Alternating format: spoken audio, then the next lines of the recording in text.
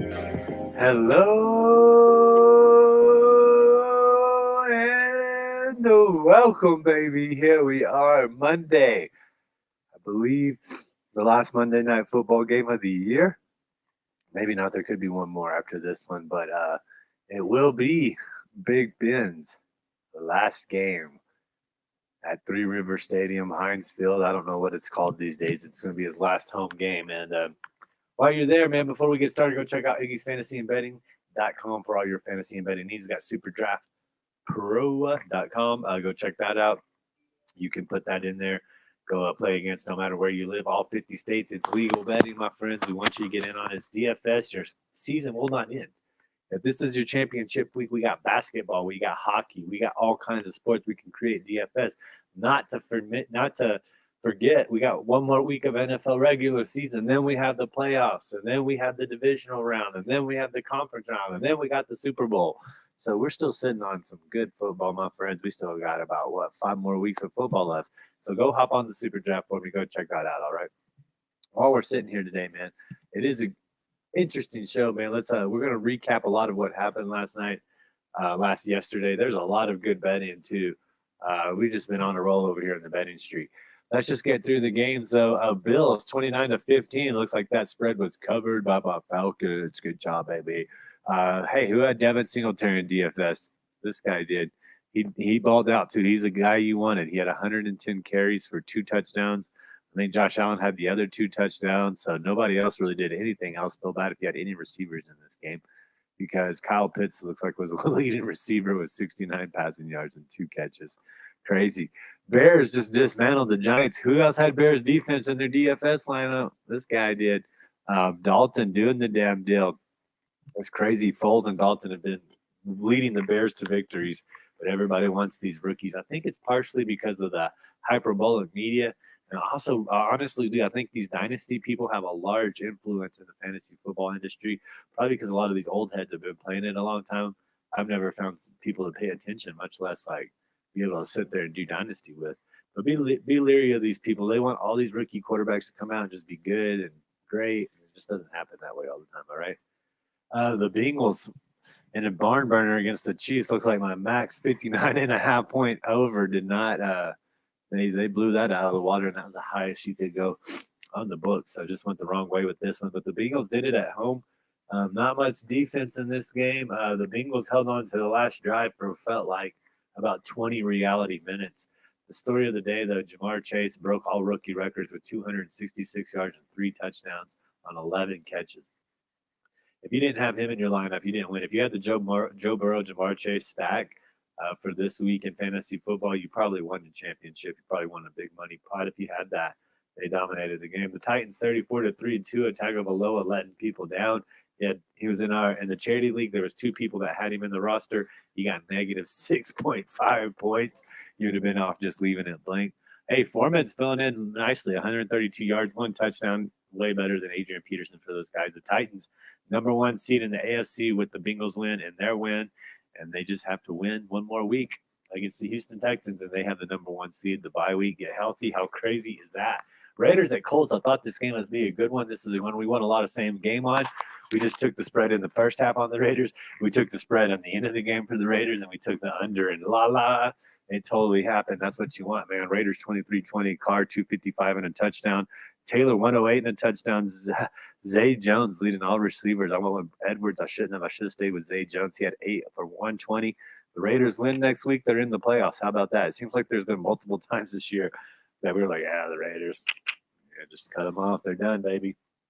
But that is not the case because the Raiders are alive and well. And if they beat the Chargers next week at home, they're going to the playoffs. How cool is that? Jaguars at Patriots, a complete beatdown. Jaguars definitely the worst team in the NFL. All they got to do is just lose next week, and they can sew up the number 1 pick for back-to-back years. How is that? Gotta love it. Gotta love it. Urban Meyer, what a piece of shit he was. Glad we got him out of there. Kicking adults and talking to grown men like they're children. He's what he did at college, and he probably got away with it. It's just good he's finally been exposed. Mac Jones had a game, 227 yards, 3 touchdowns. Stevenson had 2 touchdowns. That's the way it goes. The Bucs in a wild game. Tom Brady came back. You should have Like, what was that freaking play that the Zach Wilson? Like, a quarterback sneak to ice the game. No, that was a bad play calling. Bad play calling. But the Buccaneers come back on the last drive, get 11 points in the fourth quarter for a comeback win, 28-24. Of course, all the talks about AB. Uh, you know, I don't know. It's crazy. Tom Brady, 3 touchdowns, 410 passes. He probably won you a lot of leagues. If I would have just made it to the finals week, I would have had a good shot, man. Eagles coming back from behind to beat Washington. You got to love that, man. It's very interesting to me. It's you know, they got in the playoffs with this one. They were down 10-0 in the first quarter, came back all the way and got it. They're in the playoffs. Say what you want about the Eagles, but they're there, and they didn't. They had the leading receiver, the leading rusher was for the Washington, the leading passer was for Washington. Dallas Goedert had 6 catches for 71 yards, 13.1 points for PPR formats, tight ends. You hope you had him. Rams come from behind against the Ravens. I didn't think they were going to win this game. I didn't put any money on this game, so I didn't think they had them in it. They scored 13 points in the fourth quarter. The Ravens, the same thing as the Jets, just incapable to finish that game. I feel like without Lamar Jackson, they've lost by 1 point in almost every game except for the Bengals. That blowout is dominated by the Rams statistic wise. Broncos at Chargers. Chargers just did them dirty. Broncos are done. Austin Eckler got the touchdown for us. That's what we needed. Texans at 49ers. 49ers just put on a show. They're going to be trouble for some team they're going to be a trouble in the NFC playoffs if they can get in. They got to beat the Rams to get in, but if they do get in, they're going to be very, very difficult to get past. And I don't think anybody really wants to play them in the wild card either. For whatever it's worth, I think the 49ers are always hot. Kyle Shanahan, people like to talk crap about them. Yeah, here they are in the playoffs with the Russian defense and a good rush defense and a great ground control game. Elijah Mitchell, 119 yards. Deebo Samuel scoring touchdowns. Trey Lance scoring a rushing touchdown. It was a beatdown. Cardinals 25-22 against the Cowboys. Really wasn't that close of a game, to be honest with you. The Cowboys only had 7 points before the fourth quarter. They got all the rest of that kind of in garbage time. Edmonds, 53 yards. Kyler Murray was just dominated on the stats by the Arizona Cardinals. Panthers at Saints. Saints pull out a good one, get 6 points in the fourth quarter, shut down the Panthers in the second half to come back and win the game. Pretty amazing thing. I think they've only had 1 touchdown, but it'll be crazy if Taysom Hill leads the Saints to the playoffs. If they win next week and the 49ers lose, the Saints are in the playoffs, and you'd have Taysom Hill in the playoffs. It'd be nuts. Lions at Seahawks. 2-13-1. The Lions could not hold the candlestick to the Seahawks. Looks like they wanted to send Pete Carroll out with a bang on his home game. So kudos to them for doing that. But Rashad Penny really set the pace of this game pretty early. 25 carries, 170 yards, 2 touchdowns. And then the Packers last night clinching the number 1 seed in the NFC, baby. The best team in there. They've been on the top of the power rankings for a long time now. And that's just how it is. Third season with 13 wins. All we got to do is get that extra 14th win and change up our luck and get into the playoffs, and then the Packers can be doing it, man. The Vikings officially eliminated Kirk Cousins. Way to not be there for your team when they really needed you. I don't think it would have mattered if you would have been on the field, really. It would probably been the same outcome. So there we have it, man. And then when we get ready for tonight's game, Browns and Steelers. Browns eliminated from the playoffs. The Steelers can still somehow make the playoffs. If they win this game tonight, regardless, Mike Tomlin will have yet another season without having a losing season. Quite an impressive statistic. And this game went from being like +4 Cleveland to all of a sudden -2.5 Pittsburgh, with Cleveland having nothing to play for. They might want to play spoilers, but I think they're going to get out a lot of their rookies. They've already talked about it. Looking at some of their prospects for next year, probably could get some of that O-line back. Myles Garrett's probably going to try to chase the sack total record. He could do that. You got T.J. Watt in this game. So let's go through the offensive players. You got Big Ben, Nick Chubb, Najee Harris, Deontay Johnson, Jarvis Landry. You're starting those people without a doubt, right? If you have them this late, you're starting them. All right. Then we get into some of the questions. Baker Mayfield, Chase Claypool, Kareem Hunt, Devon People-Jones, all 3 tight ends for the Cleveland Browns. Booth. Did I say Claypool, Washington, Ray McLeod? These questions are what you're thinking about on the offensive side of the ball. And the truth is, if you've gotten this far and you're at this point in your fantasy season, you probably don't have any options. But I do take all those people I said at first. Nick Chubb, Najee Harris, you got to start. Deontay Johnson, you got to start. He's got 1,079 yards, 7 touchdowns, and 92 receptions. Chubb has 207 carries, 1,143 yards, 8 touchdowns.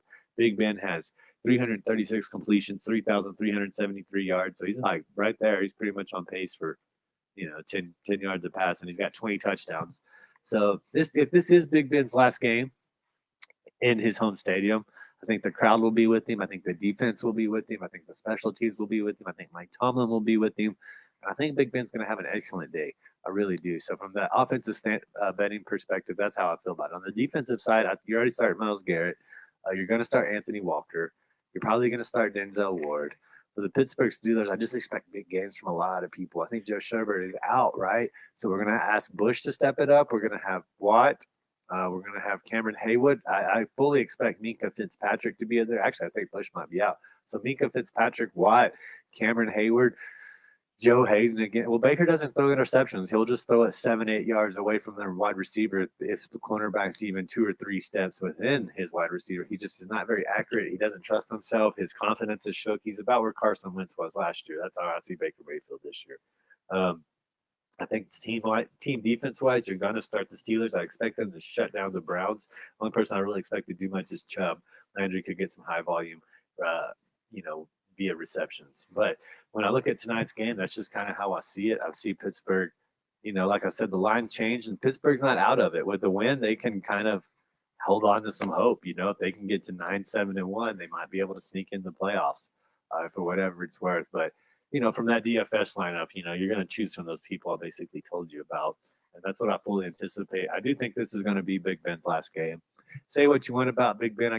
He's a very polarizing character, from the motorcycle accident to the allegations against him to him being a partier. Then there's people that just say he's really stupid, that he's by far the dumb. I heard somebody on an NFL TV show say that he's by far the dumbest quarterback in the NFL, which, there's at least 64 quarterbacks, if not more.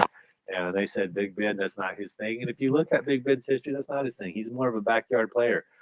He has all these awful Super Bowl statistics. People like to say, oh, he's got the worst QBR statistics. But I think it's probably just because they tried to overload him. Because if you look back in those Super Bowls, when he had to come down and make a drive on the last play of the game, that becomes a lot more like backyard ball. Yeah, you're still checking, you're still doing things, but you're really just chunking the damn ball to who's ever open. So say whatever you want about Big Ben. I still have a Sports Illustrated from him when he played at the University of Miami of Ohio. And he was a prospect back then. He's lived up to every fulfillment that has been asked of him. I think that he's been the real deal throughout his career. He obviously hasn't had a losing season since Mike Tomlin's been there. You know how hard that is to do in the NFL? You know how incredibly difficult that is? He's won 2 Super Bowls. He's a 3-time conference champion. You know how difficult that is to do in the NFL? You know how many people have played in 3 Super Bowls as a starting quarterback? I'll give you a clue. It's not many. You're going to have to let's just say there's probably less than 12. I'm going to say that in 50-something years. Yeah, there's definitely less than 12. But hey, that's how it is. And Big Ben, he deserves to be spoken of a little better. And then people in Steeler Nation, I know they love him. They might, be cursing him a little bit here and there lately. But the truth is, you guys have been blessed with a great quarterback, a quarterback that won 2 Super Bowls, which there's definitely not too many of those that have won 2 Super Bowls. So, you should be thankful for Big Ben. I tell you this all the time. All you people that love hating on LeBron, all you people that love hating on Aaron Rodgers, are going to be disappointed when they leave, because you're not going to see excellence. You're not going to see the dominance of a generation anymore. That will have to be kind of debated. Say Kobe did a lot of great things. I think he dominated his generation, but he wasn't the dominant one of his generation. He kind of came in at the tail end of Jordan. Tim Duncan won a lot of championships. A lot of people say he wouldn't have been able to do that without Shaq. You could argue Shaq's the most dominant player of his generation. Now, Shaq's always lifted up Kobe since they've been apart. But there's just not that dominance. Where with Aaron Rodgers, with LeBron James, I just don't think there's much a question. They're the best of their times. And with Big Ben, he was the best at one point of his time. And the Pittsburgh Steelers, you should be thankful that you had him so long. Looking at some bets, man, I've put together a parlay. Let me pull it out real quick. But when we look at the line, right, it's moved again. It was just 2.5 earlier today. It's at -3 now. Money must be coming in, coming in, coming in. So let's read the line. -3 for the Steelers, 43.5 for the Pittsburgh Steelers, -150 for the Steelers to +130 for the Browns. It was like at +180 for the Steelers like 3 days ago. Blows my mind, blows my mind, blows my mind. I put on a pretty cheeky little, you know what I'm saying? I put on a cheeky little same game parlay. Let me get it loaded here for you. We'll get that up and going. And keep in mind, guys, like I said, this is going to be our last week of the Iggy's Fantasy and Betting for the season. We're going to close it down for a few months, but the betting show will still be going on with Big Almo every week. We might move days, but it's going to be a once-a-week betting show until we get through kind of a little further. I don't have a set date, but I definitely need a break. We're at 310 shows a day, and that's not easy, man. That's not easy to do. So let's see here. My same game parlay, I got Pittsburgh on the money line. I got them at plus odds. Gotta love it. I got Nick Chubb anytime touchdown score and Pat Freiermuth anytime touchdown score. Those odds are coming in at plus 950. People, yeah, that's a good odd. That's what you want. 2 touchdowns. It could be low scoring. I think if there's a touchdown, it's got to be Nick Chubb. He's kind of going for an All-Pro kind of year, so look for him to kind of push that. Maybe he can get that All-Pro recognition, which I'm pretty sure they get a lot of bonuses on. And then Pat Freiermuth has been one of Big Ben's favorite targets. He loves throwing to the tight end. Let's just see if he does that in his last home game. It starts in 8 hours from this recording. So for whatever it's worth, I think it's pretty cool. Weekly specials, I think they got one, Chubb and Harris over 174 yards. I'm staying away from it.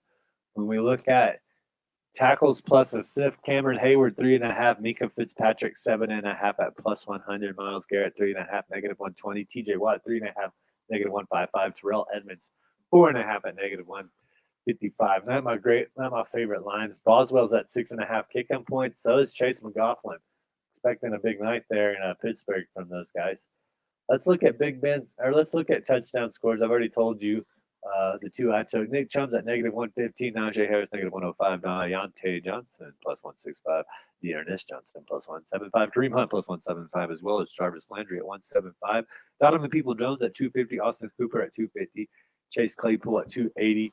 And Pat Freiermuth at 280 as well. That's why we took him.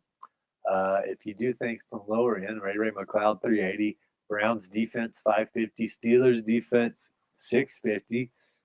James Washington 550. There's a name I want to get to if I can see. Harrison Bryant is at plus 1,000 if you think the tight end can get there. That's a very interesting bet to me. Belton is at 1,200. I don't think he's going to see much action. Anthony Schwartz is at plus 650. They already said they're going to give him some looks. Keep that name in mind if you want to place a low wager bet on an anytime touchdown. They say he's going to supplement Peoples-Jones' snap count. So at plus 650, those are great odds for any time touchdown score if you think you can get on it. Passing props, let's look at Big Ben. His is at 238.5 tonight. Excuse me, sorry about that. And passing touchdowns at 1.5, both at plus 100. If you think Big Ben can get over 2 touchdown passes tonight, I think that's a good bet at evens. I kind of like that one. So we got Baker Mayfield plus 135, Ben Roethlisberger 1.5 at plus 100. I think Big Ben is going to throw 2 touchdown passes tonight in his last game. Whatever it's worth. We get to rushing. Baker 6.5, Najee 70.5, Chubb 87.5. Receiving yards, the highest line's got to be Deontay Johnson. It is at 71.5, and then it falls off the face of the earth to 48.5 for Jarvis Landry. And then after that, we got 40.5 Chase Claypool, and then it's 33.5 Donovan Peoples-Jones. Pat Freiermuth at 33.5. You guys know I love rushing plus receiving. Najee Harris is at 97.5. Nick Chubb's at 103.5. I think he could get over that as well. The bookies seem to agree with me because that's at -120 on that betting line. All right, guys, that's kind of what we're looking at today from a fantasy and betting perspective. Only one person, only one team decided in the NFC. It's either going to be the 49ers or the Saints. There's going to be a happy fan base of gold either way there. And then when we get to the AFC, the Colts should have took care of business, but because they didn't, I think it's just the Patriots. So Bills, Kansas City, Bengals, and Tennessee Titans hold down number one. Bills can launch out the division with the win. Patriots already have a win, but they can win the division too. They can even win first place. It's kind of crazy if it all shakes out right. So the top four order for the AFC is just nuts. But we do know that Patriots Bills will be one of the well, we don't know that, but we know those five are in. And then we got the Chargers, the Colts, and the Raiders and the Steelers all battling for one more position. The AFC is going to be nuts. The NFC is kind of more well defined. The NFC has already been controlled by Green Bay. You're going to have to go through Lambeau at some point, probably, if you want to win the championship. Let's just bring the title home to Vince this year, guys. Let's just bring it on home to Vince, and Green Bay can do it, right? All right, guys. I want you guys, we do have the Charity League show. We'll get back to that tomorrow. It's a great week. Been a great week of betting. I do want to say we had not one, but two mouses hit yesterday, bringing our total up to 4 in a row on one of my favorite parlays, man. Figure out what you're good at betting at. Figure out how to bet. And, get on this mouse action with me. Go check out Iggy's fantasyandbetting.com for all your fantasy and betting needs. Holler at your boy, man. We want to come back at you. This is the last week. Let's get you on the show. If you're on the show, want to be a winner, I want you on the show to talk about it, man. Because after this, we're going to take a break. Like I said, get focused on the betting. We got our fantasy basketball champions, fantasy basketball rolling back around. You're looking at the 3-time champ right here, baby. Back-to-back champion, 3-year running champion, baby. So we will be transitioning over to a little bit of basketball after a few weeks with the betting show. But right now, all football. Let's talk about I want to hear people that won their league. I want to hear heartbreak leagues. Let's get the fan interaction going because that's what I'm all about, man. All right, you guys have a wonderful day, and I'll talk to you soon. Peace.